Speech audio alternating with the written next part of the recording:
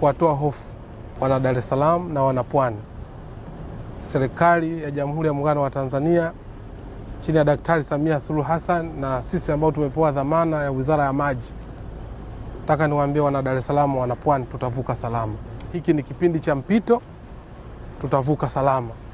Mamlaka yetu ya maji DAWASA imeendelea kutoa huduma Januari mpaka mwezi huu wa 11. Tumepata hii itilafu, tunakili, lakini pia kuna mafunzo ndani yake mengi, tumepata maoni mengi, tumepata ushauri mwingi, tumepokea ili kuhakikisha kwamba tunayafanyia kazi na kuhakikisha kwamba mamlaka yetu ya maji na usafi wa mazingira Dar es Salaam inaendelea kutoa huduma ya maji katika jiji hili la Dar es Salaam. Kwa mara ya kwanza kabisa tulivyopata experience ya mabadiliko ya tabia nchi, Mheshimiwa Rais Daktari Samia Suluhu Hassan alitupatia fedha. Tulikuwa na mkakati wa kujenga maji huu kupitia visima hivi vya Kigamboni. Ilikuwa kwa muda mrefu sana, kwa sababu tulikuwa tunahangaika katika utafutaji wa fedha, lakini alitoa fedha za ndani zaidi ya bilioni 23.6. Tumejenga mradi phase 1 umekamilika. Leo huu ndio unatusaidia kukabiliana na hii hali ambayo tumeipata. Kwa hiyo katika maji ambayo tunazungumza kipindi hichi tunayotoa ya mgao, ni mradi huu mmoja unasaidia hapa Kigamboni, lakini unasaidia maeneo ya mjini kati kwa maana ya Kariakoo, kwa maana ya Keko mpaka maeneo ya Chang'ombe. Kwa hiyo hii ni phase 1, ni watake DAWASA. Huu ni mradi wa mkakati wa kukabiliana na mabadiliko ya tabia nchi na backup ya Ruvu Juu pamoja na Ruvu Chini. Twende sasa phase 2 ili kuhakikisha vile visima vingine vilivyobaki navyo tunavidevelop, wana Dar es Salaam wanaendelea kupata huduma ya maji safi na salama. Lakini jambo la pili, nchi yetu ya Tanzania si maskini wa vyanzo vya maji.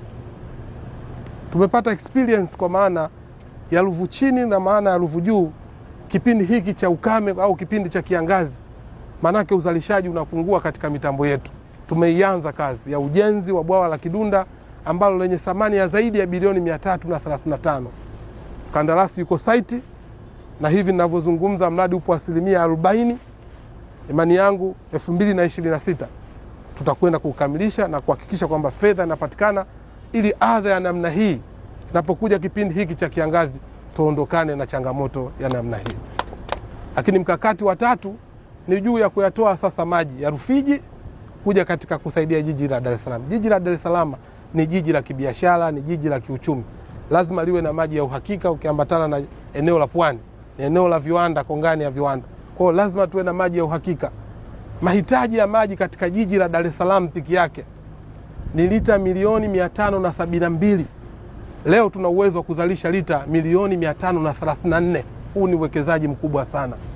Ni hitilafu ama changamoto ambayo tu tumeipata, lakini tumefanya investment kubwa juu ya miundombinu na kuhakikisha watu wanapata huduma ya maji safi na salama. Kwa hiyo mkakati ambao uliokuwepo sasa ni kuhakikisha maji ya Rufiji ambao tumeshajenga bwawa la Mwalimu Nyerere ambao yanaozalishwa mengine yanapotea baharini, sasa yale yatolewe kule Rufiji yaje kusaidia katika jiji la Dar es Salaam.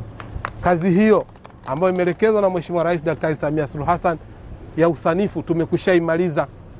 Inahitajika fedha sasa na ipo katika mipango. Naamini kamilika kwa hili bwawa la Kidunda na huu mradi wa Kigamboni, mambo yetu yatakuwa vizuri. Mikakati ipo, jitihada zipo, kazi zimefanyika.